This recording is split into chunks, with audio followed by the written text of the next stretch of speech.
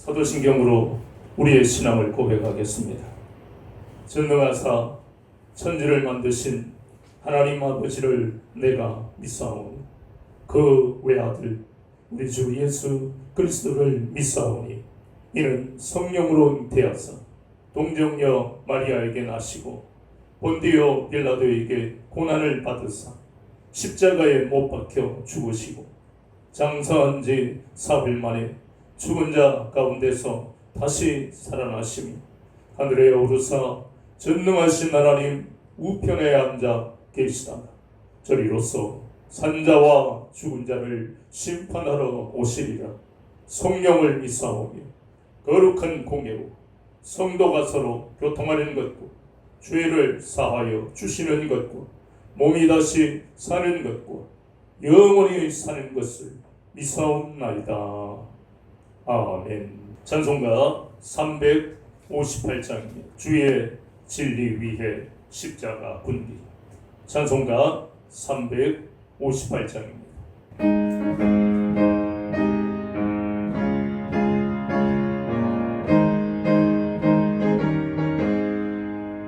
주의 진리 위해 십자가 군기 하늘 높이 들고서 주의 군사 되어 용맹스럽게 찬송하며 나가세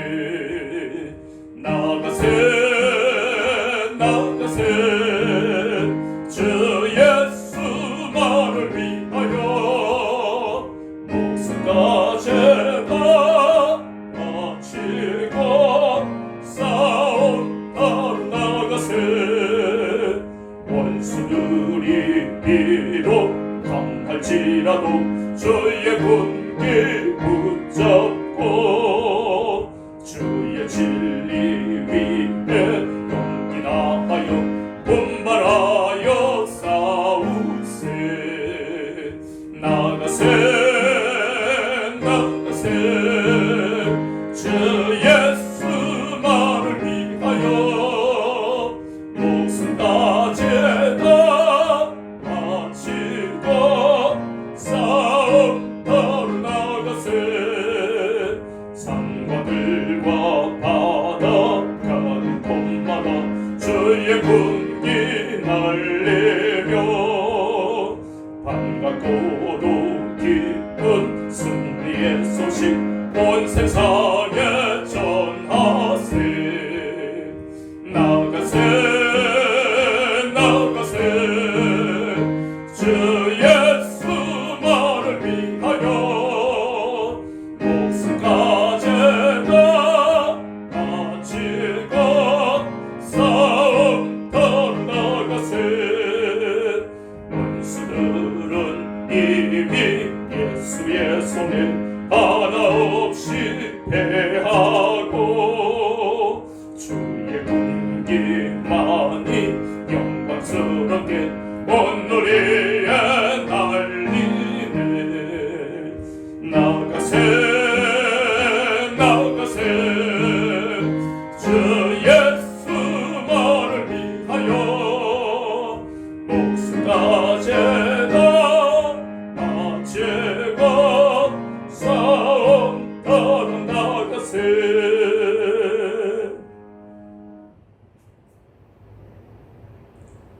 하나님 아버지 우리를 사랑하셔서 혼돈과 공허와 흑암 같은 인생에 내버려 두지 아니하시고 우리 죄에 대하여 단번에 제물 대신 우리 주 예수 그리스도의 그 은혜로 하나님의 자녀가 되게 하셨습니다. 세상에서 구별된 삶을 살 수 있도록 은혜 베푸신 하나님 앞에 마음을 다하고 뜻을 다하고 힘을 다하여 예배드리기를 원합니다. 우리의 연약함을 아시고 날마다 성령님을 통해 진리의 말씀으로 인도하신 하나님을 찬양합니다. 어떠한 죄의 유혹 가운데서, 어떠한 고난 가운데서 오직 진리의 말씀을 붙들고 주만 바라보며 살아가는 저희들 되기를 원합니다. 이 교회를 사랑하시고 성도들을 사랑하셔서 보암직하고 먹음직하며 지혜롭게 할 만큼 탐스러운 세상 속에서 오직 주님께 붙들려 믿음으로 살아가게 하심을 감사합니다. 날마다 진리의 말씀을 깨달아 장성한 자의 신앙으로 자라도록 은혜를 베풀어 주셔서 하나님이 우리를 창조하신 뜻, 곧 에베소서 2장 10절 말씀처럼 선한 일을 위하여 지으신 것을 날마다 깨달아서 이 땅에서 화목하게 하는 직분을 감당하며 증인의 삶을 사는 저희들이 되게 해주옵소서. 그러나 우리는 연약해서 우리의 힘으로 할 수 없는 일들이, 우리의 마음으로 감당하기 힘든 상황들이 우리 앞에 놓여 있기도 하네요. 주여, 저희들을 불쌍히 여기시고 긍휼을 베푸셔서 이 땅에서 하나님의 은혜로 살아가는 것을 날마다 체험하게 하여 주시옵소서. 오늘도 창세기의 말씀을 통해 창조의 목적이 어디 있는지를 다시 한번 깨닫게 하시고 전능하시고 광대하신 하나님을 아버지로 모시고 살아가며 존귀하고 보배롭게 만드신 이 놀라운 사랑을 마음에 깊이 새기며 온전히 하나님께 영광 돌리며 사는 저희들이 되게 하여 주시옵소서. 하나님의 말씀을 들을 때에 우리의 심령 속에 있던 모든 연약하고 더러운 것들이 떠나가고 온전히 그 말씀으로 인해서 우리의 혼과 영과 및 관절과 골수가 찔러 쪼개어지고 생명의 역사가 나는 시간이 되게 하여 주시옵소서. 예수님 이름으로 기도하옵나이다. 아멘.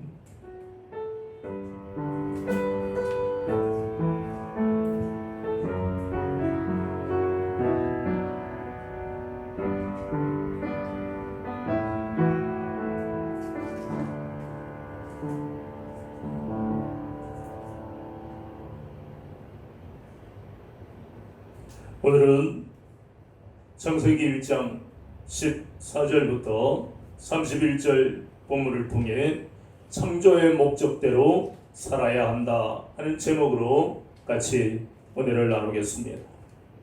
우리가 지난 시간에 보았던 말씀이 무엇입니까? 하나님이 6일 동안 창조를 하신 그 사역의 놀라운 역사들을 보았어요. 첫 번째 날에 하신 일이 무엇이죠? 빛이 있으라 하시니 빛이 있었다고 그랬습니다. 그래서 빛은 낮으로 그리고 어둠은 밤으로 나뉘게 하셨고, 둘째 날에 하신 것은 바로 궁창 아래의 물과 궁창 위의 물로 나누신 일입니다. 그 궁창을 하나님은 하늘이라 칭하셨어요. 셋째 날에 하나님이 하신 일은 땅과 바다를 지으시고 그리고 풀과 씨 맺는 채소 그리고 씨 가진 열매 맺는 나무들을 그 종류대로 구별하여 지으셨다고 말씀하고 있습니다. 오늘 우리가 보고자 하는 것은 바로 넷째 날과 다섯째 날 그리고 여섯째 날에 하나님이 하신 창조 사역입니다. 오늘 본문의 말씀에 넷째 날에 하나님이 어떻게 사역하셨다고 말씀하고 있습니까? 큰 광명체와 작은 광명체를 지으셨고 그리고 별들도 창조하셨다고 말씀합니다. 큰 광명체를 해라고 말씀하시고 작은 광명체는 달이라고 말씀하셨습니다. 그러니 네 번째 날에 바로 해와 달과 그리고 별들을 창조하셨습니다. 그런데 유독 이 본문의 말씀에 보면 해와 달과 별들에 대해서 상세하게 묘사하고 있는데 그 이유가 무엇일까 하는 것입니다. 그것은 바로 고대 근동의 대부분의 나라에서 이 해와 달을 신으로 숭배했던 것을 볼 수 있어요. 또 별들도 그들은 인생의 운명을 결정짓는 것으로 섬겼다는 것입니다. 우리 조상들도 그랬잖아요. 아들이 한양에까지 과거 시험을 보러 가면 어머니는 어떻게 합니까? 새벽마다 일어나서 깨끗한 물 정한수를 떠놓고 천지신명이시여 1월 성신이시여 우리 아들이 이번에 과거에 급제하기를 원합니다. 얼마나 비나이다를 했습니까? 그것이 바로 어느 민족이든 간에 고대로부터 해와 달과 그리고 별들을 숭배했다는 것입니다. 그러나 놀라운 것은 오늘 본문의 말씀을 보니까 그것은 숭배의 대상이 아니라는 것이에요. 하나님이 지으신 피조물에 불과한 것입니다. 그럼 왜 지으셨을까? 우리는 그 이유를 생각해 봐야 됩니다. 우리에게 많은 유익을 주기 위해서 이것을 지으셨다고 말씀합니다. 한번 볼까요? 하나님이 지으신 해가 없으면 어떻게 됩니까? 어둠 가운데 살아가는 거예요.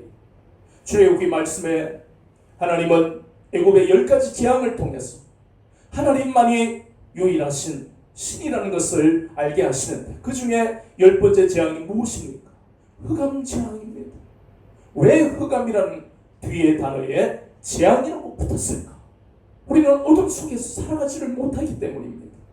뿐만 아니라 식물은 해가 없으면 광합성을 할 수 없었어. 식물은 멸종하게 되고 거기서 끝나는 것이 아니잖아요. 식물이 멸종하면 인류의 생존에 심각한 결과를 일으키게 됩니다. 또 달이 없으면 어떻게 됩니까? 달은 조수간만 즉 밀물과 썰물을 만들어서 바다에 있는 모든 생태계를 살리는 역할을 하는데 이것이 만약에 없으면 바다는 호수처럼 물이 고여버리게 됩니다. 플랑크톤이 살 수가 없으니까 바다 생태계가 파괴가 되어버리는 거예요. 더욱더 중요한 것은 달과 지구에 이 달의 인력으로 지구의 기울기가 정해져 있어요. 우리가 과학적으로 보면 23.5도라고 기울기가 정해져 있는데 만약에 달이 없으면 이 지구는 결국 90도로 기울기가 만들어져 버리고 그 결과로 남반구는요 1년 내내 뜨거운 태양열이 장렬한 북반구는 계속해서 밤만 있는 그런 상황이 될 뿐만 아니라 영하 100도씨라는 사람이 살기가 거의 불가능한 환경이 된다는 것입니다. 우리가 이것을 생각을 안 해보니까 해와 달과 별들을 지으신 하나님의 그 기쁘신 사랑을 지금까지 체험을 하지 못했잖아요. 이것이 넷째 날에 하나님이 해와 달과 별들을 지으신 놀라운 사역이 우리와 무슨 관계가 있는지, 이러한 해와 달과 별을 지으시고 이 땅의 생물들을 유익하게 하시는 하나님의 사랑을 우리에게 깨닫게 하시는 겁니다. 다섯째 날에 하신 것이 무엇입니까? 모든 새들과 모든 물고기를 지으셨는데 어떻게 지으셨을까요? 우리 앞에서 보았던 씨 맺는 채소 그리고 씨가 진 열매 맺는 나무들을 어떻게 지으셨다고요? 그 종류대로 구별하여 질서 있게 지으셨다고 말씀합니다. 새들과 물고기도 마찬가지예요. 또 여섯 날에 우리가 보게 되는 그 땅에 있는 짐승 그리고 기는 것, 가축 이것도 모두 그 종류대로 질서 있게 구별하여 지으셨습니다. 여섯째 날에 바로 땅에 있는 것, 짐승들, 기는 것, 가축, 이 모든 걸 종류대로 지으셨습니다. 그래서 우리가 지난 시간에 그랬잖아요. 하나님이 종류대로 질서 있게 구별하여 지으실 뜻은 바로 우리가 이 땅에서 어떻게 살아야 하는가 하는 것을 깨닫게 하신다고 그랬죠. 하나님이 모든 생물을 구별하셨고 우리도 구별하여 지으셨기 때문에 어떻게 살아야 된다고요? 구별된 삶을 살아야 된다는 것입니다. 이제 모든 창조 사역이 끝이 났습니까? 아닙니다. 여섯째 날에 가장 중요한 사람을 창조하신 놀라운 역사가 이제 여기에서 나타납니다. 그런데 하나님은 사람을 어떻게 지으셨다고요? 흙으로 지으셨습니다. 사람들이 좋아하는 금이나 다이아몬드가 아니고요. 가장 흔한 하찮은 흙으로 지으셨다는 겁니다. 얼마나 이것을 보면 인간이 보잘것없는 존재인지. 그런데 하나님은 그 흙에다가 생기를 불어넣으셨어요. 생기가 얼마나 중요하냐 하면 에스겔서 37장에서 말씀하고 있는데 하나님은 에스겔 선지자를 환상 가운데 인도하시며 이 골짜기의 뼈들이 살겠느냐? 그렇게 물어보십니다. 그때 에스겔은 주께서 하십니다. 하나님은 에스겔 골짜기에 있는 이 마른 뼈들 살이 붙게 하고 피가 돌게 하고 마침내 그 속에 생기를 불어넣으셔서 마른 뼈가 생명을 되찾는 놀라운 기적을 보여주셨습니다. 그것은 앞으로 있을 이스라엘의 회복을 상징하는 사건이죠. 이렇게 생기라는 것, 이것이 바로 우리가 영혼이라고 부르는 것입니다. 육체만 있고 영혼이 없으면 얼마나 무가치하겠습니까? 우리가 성막을 배울 때에 번제단이라고 배웠는데 그 번제단을 만드는 재료가 어떤 것이죠? 바로 조각목에다가 놋을 쌓은 것이 바로 번제단이, 조각목은 다른 말로 시띠나무라 그럽니다. 하나님이 아까 씨 가진 열매 맺는 나무들을 어떻게 만드셨다고 그랬어요? 그 종류대로 구별하여 질서 있게 만드셨습니다. 그러면 그 말씀을 가지고 시띠나무를 보면요, 이스라엘의 광야에 이 시띠나무는 흔한 나무입니다. 평범해요. 생긴 것도 구부러져 있어요. 그런데 같은 나무인데 궁궐을 지을 때 짓는 나무는 시띠나무가 아니고요, 백향목의 아름다운 나무입니다. 그러니 참 백향목에 비하면 시띠나무는 무가치해 보이는데 하나님은 그 하찮아 보이는 평범해 보이는 시띠나무를 놋으로 싸서 하나님의 거룩한 제사를 드리는 그러한 기구로 쓰시는 것처럼 하나님은 무가치해 보이는 우리 인생을 흙으로 만드셨지만 거기에 생기를 불어넣으셨어요. 거기다가 더해서 본문의 말씀을 보니까 우리를 어떻게 지으셨다고요? 하나님의 형상과 모양대로 지으셨다고 했습니다. 우리가 이제 하나님의 창조 사역 6일 동안의 이 사역을 마지막으로 사람을 창조하시는 장면을 통해 끝이 나지만 세상 사람들 혹은 믿는 우리들 마음속에는 때때로 이 어마어마한 창조의 역사들이 잘 믿겨지지 않을 때가 많습니다. 실감이 나질 않아요. 우리가 하나님 옆에서 이 장면을 본다면 그 충격과 그 놀라움이 평생을 가겠지만 우리는 단지 말씀을 통해 그런 기사가 있나 보다 이 정도잖아요.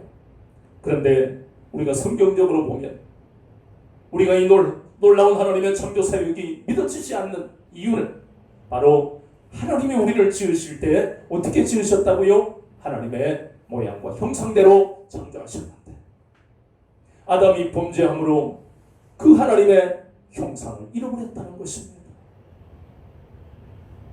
그것 때문에 우리는 하나님의 창조의 사역뿐만 아니라 성경 속에서 말씀하시는 하나님의 놀라운 약속들이 때때로 잘 믿어지지가 않는 것입니다. 이제 가장 중요한 것, 하나님이 우리를 창조하신 목적이 어딘가 하는 것을 우리는 깊이 생각해야 됩니다. 바로 오늘 우리가 보았던 사람을 창조하신 그 하나님이 하나님의 형상으로 지으셨다고 말씀하시는 이 말씀, 이때의 형상은요, 눈에 보이는 시각적인 어떤 형태를 말하는 것이 아닙니다. 형태의 유사성을 말하고 있는 것이 아닙니다. 하나님의 형상은 바로 하나님이 가지신 속성, 인간에게는, 범죄한 인간에게는 없었던 속성, 바로 긍휼과 거룩과 신실하심이 바로 하나님의 속성이요 하나님의 그러한 형태. 이 형상을 우리는 잃어버렸습니다. 누구 때문에? 아담이 범죄해서 잃어버렸어요. 그리고 다시 하나님은 셈 족속 중에 아브라함을 부르셨어요. 이 아브라함의 자손들도 또 범죄함, 마침내 하나님의 형상을 되찾게 하시기 위해 잃어버린 영적인 생명을 되찾게 하시려고 우리 주 예수 그리스도를 우리가 보내셨잖아요. 그렇다면 이제 하나님의 창조의 목적, 아브라함을 부르셔서 여호와의 의와 공도를 행하게 하셨다는 거죠. 예수 그리스도를 믿고 살아가는 우리가 이 창조의 목적과 부르심의 목적을 다시 한번 깊이 생각해야 된다는 것입니다. 하나님의 뜻을 이루기 위해서 우리는 하나님의 긍휼하심을 입어 예수 그리스도를 통해 부르심이라는 놀라운 은혜로 자녀가 된 것입니다. 하나님의 뜻이 무엇입니까? 데살로니가전서 5장 16절, 17절, 18절에 보니까 항상 기뻐하라, 쉬지 말고 기도하라, 범사에 감사하라. 이는 그리스도 예수 안에서 너희를 향하신 하나님의 뜻이라고 그러죠. 에베소서 2장 10절에도 선한 일을 위하여 지으심을 받았다고 그랬습니다. 성경에서 말씀하시는 이 말씀은 우리가 지금까지 가지고 있던 가치관과 사고방식과 너무 다르지요. 우리는 어떻게 살았습니까? 육체와 마음이 원하는 대로 살았고, 먹음직하고 보암직하고 먹음직하며 지혜롭게 할 만큼 탐스러운 것을 탐내고 살았잖아요. 그런데 하나님은 우리를 부르셔서 이제 그 창조의 목적을 깨닫게 하시고 우리의 잘못된 가치관과 사고방식을 깨뜨리셔서 하나님께 영광을 돌리며 살아가는 존재가 되게 하시는 것입니다. 하나님의 형상을 되찾게 하셨는데 하나님의 형상이 무엇입니까? 골로새서에 보면 하나님의 형상은 고린도서 4장 4절에도 골로새서 1장 15절 하나님의 형상은 바로 예수 그리스도 안에 있다고 했습니다. 그 말씀은 예수 그리스도를 믿고 예수 그리스도 안에 있으면 하나님의 형상대로 살아간다는 것입니다. 다시 한번 선한 일을 위한 선한 일이 무엇입니까? 착한 일입니까? 아닙니다. 성경에 나오는 이 말씀들은 우리가 알고 있는 인본주의나 윤리도덕보다는 더 어마어마한 차원의 말씀이에요. 착하게 사는 것도 포함되지만 선하게 살아간다는 것은 바로 하나님을 기쁘시게 한다는 것을 의미합니다. 우리가 지음을 받고 하나님의 자녀로 다시 부르심을 받은 이 놀라운 은혜는 바로 하나님을 기쁘시게 하는 그 인생의 목적이 있다는 것을 다시 한번 되새기시는, 그래서 하나님의 그 기쁘신 뜻을 전하며 사는 증인의 삶을 사는 저와 여러분 되시기를 주님의 이름으로 축원합니다. 찬송가 505장을 부르고 축도함으로 주일 예배를 마치겠습니다. 찬송가 505장 온 세상 위하여.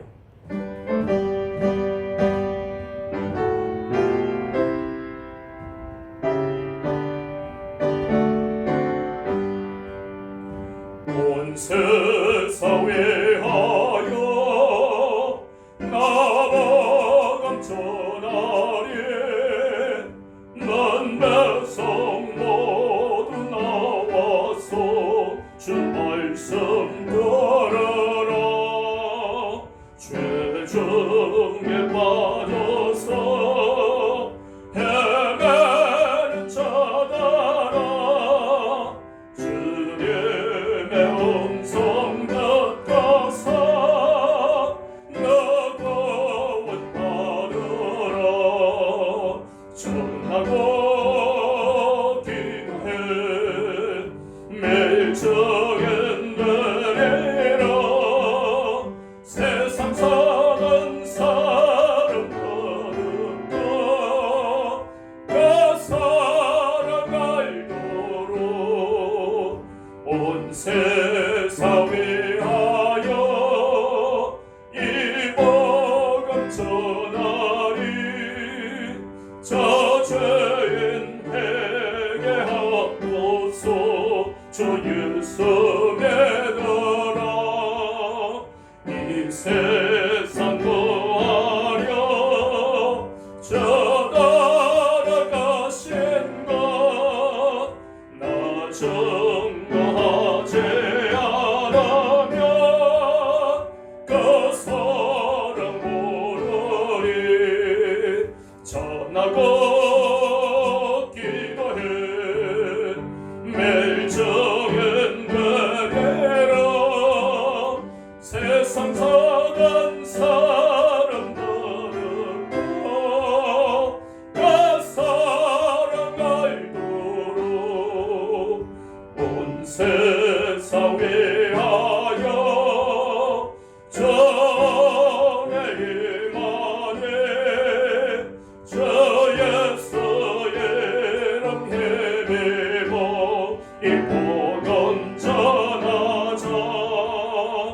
먼 곳에 나가서 전하지 못해도 나 어느 곳에 있던지 넓게도 힘쓰리. 전하고 기도해 매일 정인들이라. 세상 모든 사랑받은 그 사랑 알도록.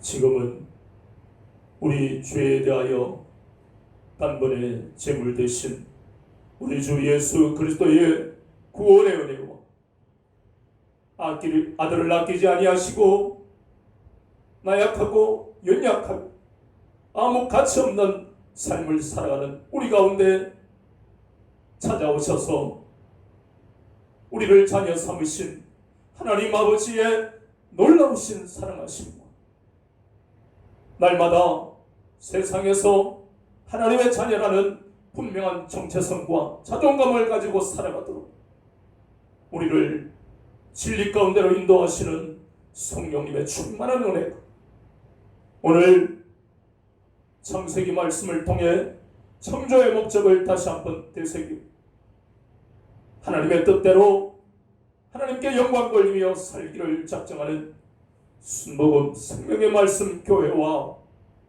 사랑하는 성도들 머리 위에 지금부터 영원히 함께 계시기를 축원하옵나이다. 아멘.